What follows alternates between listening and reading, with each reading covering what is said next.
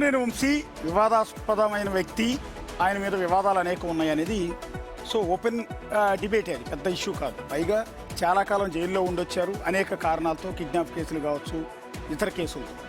ఇప్పుడు మళ్ళీ వచ్చి తన పొలిటికల్ ప్లాట్ఫామ్ని రెడీ చేసుకునే క్రమంలో ఈ లేఖలు రాస్తూ ఉన్నారు.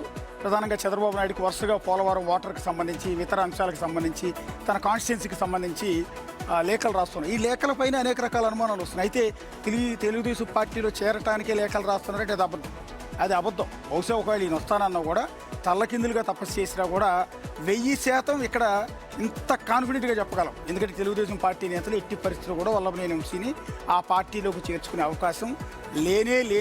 ఎందుకంటే గతంలో ఆయన చేసిన కొన్ని కామెంట్స్ వివాదాస్పదం కావడం, దాన్ని తెలుగుదేశం పార్టీ శ్రేణులు చాలా సీరియస్గా తీసుకోవడం, రెడ్ బుక్లో కూడా ఆయన పేరు చేర్చడం, రకరకాల అంశాలు ఉన్నాయి. ఇప్పుడు ఎందుకు ఆయన యాక్టివ్ అవుతున్నారు ఈ లేఖలు అంటే, ఆల్మోస్ట్ 2 ఏళ్ళు దాటిపోయింది గవర్నమెంట్ ఏర్పడి. ఈ 2 ఏళ్లలో ఆయన నియోజకవర్గం గన్నవరంకి ఓడిపోయిన తర్వాత దూరంగానే ఉన్నారు, చాలా కాలం జైల్లోనే ఉన్నారు. ఈ హడావిడి నేపథ్యంలో ఇంకా నెక్స్ట్ వచ్చే 3 ఏళ్లలో మళ్ళీ గన్నవరం నియోజకవర్గం నుంచి పోటీ చేయాలంటే, అదే వైఎస్ఆర్ కాంగ్రెస్ పార్టీ నుంచి ప్లాట్ఫామ్ని రెడీ చేసుకోవాలి. ఏదైతే పోయిన ఆ పలుకుబడి కావచ్చు, ఆ పేరు కావచ్చు, అవన్నీ మళ్ళీ సంపాదించుకునే పనిలో ఆయన ఉన్నారు. ఆ క్రమంలోనే ఈ లేఖలు అంటే ప్రజా సమస్యలు నేను పట్టించుకుంటున్నాను అన్నట్టుగా ఈ లేఖలు రాస్తున్నారు తప్ప దాన్ని ఇంకో కోణంలో చూడాల్సిన అవసరం లేదని నా ఉద్దేశం.